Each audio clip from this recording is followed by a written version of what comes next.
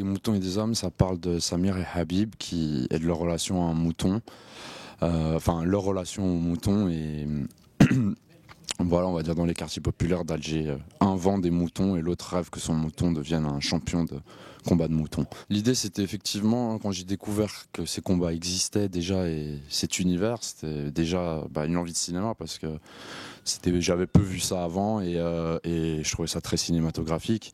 Et puis après évidemment le mouton c'est cadeau en termes de métaphore dans le sens de ce que ça représente à la fois dans les sociétés musulmanes mais au-delà, bien au-delà. Tout comme les combats d'animaux, c'est quelque chose qui n'est pas spécifique à l'Algérie, mais qui est universel. Donc, de par finalement une pratique vieille comme le monde, c'était saisir ce prétexte pour faire des portraits de ce qui, moi, me touche et m'intéresse, qui sont effectivement les jeunes hommes de ces quartiers populaires. Je voulais deux générations dans le film. Et Habib, il était intéressant pour ça. C'est-à-dire, nous, on savait que soit son mouton allait gagner, soit son mouton allait perdre. Et il y avait la deadline de l'Aïd. L'Aïd, c'était la fin du film, c'est ce qu'on savait parce que ça allait être un carnage de moutons et qu'on suit des gens qui aiment ces moutons. Donc, c'était qu'est-ce qui allait se passer finalement m'importait peu parce que je savais qu'il y avait cette fin tragique et ma question c'était comment les personnages vont se révolter ou pas contre ça.